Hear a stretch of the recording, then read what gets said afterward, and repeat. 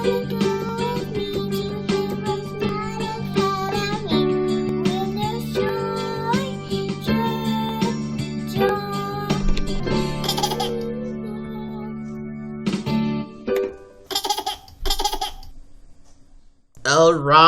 hello boys and girls, moms and dads, welcome to Heroes Modern School Academy. This is 5th grade science and week number 6 of the curriculum.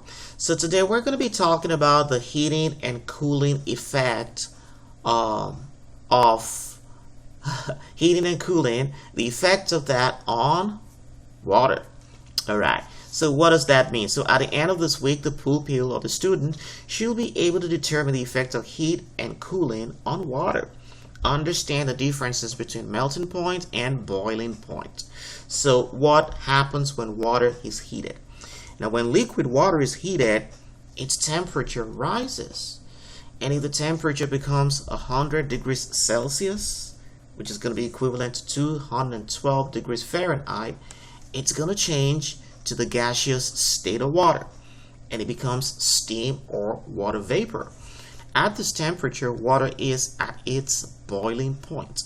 So the boiling point of water is going to be 100 degrees Celsius or 212 degrees Fahrenheit. Note, this occurs under normal atmospheric pressure.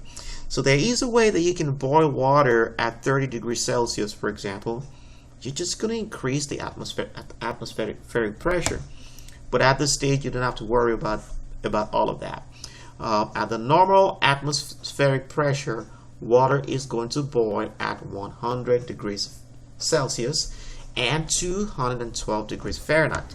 All right. So the formula for water is H2O, H subscript 2 and then O. Okay, and that lets us know that water is going to be made of two elements. There is hydrogen and then there is going to be oxygen.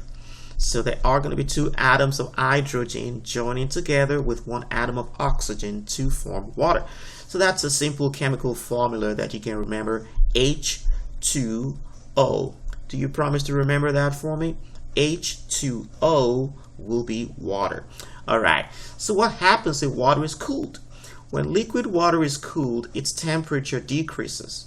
And if the temperature goes below 0 degrees Celsius or 32 degrees Fahrenheit, it changes to the solid state and becomes ice. At this temperature, water is known to freeze. This is called the freezing point of water. And also, if ice is heated above 0 degrees Celsius or 32 degrees Fahrenheit, it melts to become liquid water. This temperature is called the melting point of water also. So you understand different points of water right now. There is the boiling point of water, which is the point at which liquid water or water itself becomes steam or gaseous water. The melting point of water is going to be the point at which the solid state of water, ice, changes to the liquid state of water. Alright, so let's try to remember a couple of facts that we've learned right now. So what is the boiling point of water? Well, that's going to be 100 degrees Celsius, which is going to be equivalent to, somebody can tell me that, 212 degrees Fahrenheit. Okay, degrees Fahrenheit. All right. Now, what is the freezing point of water?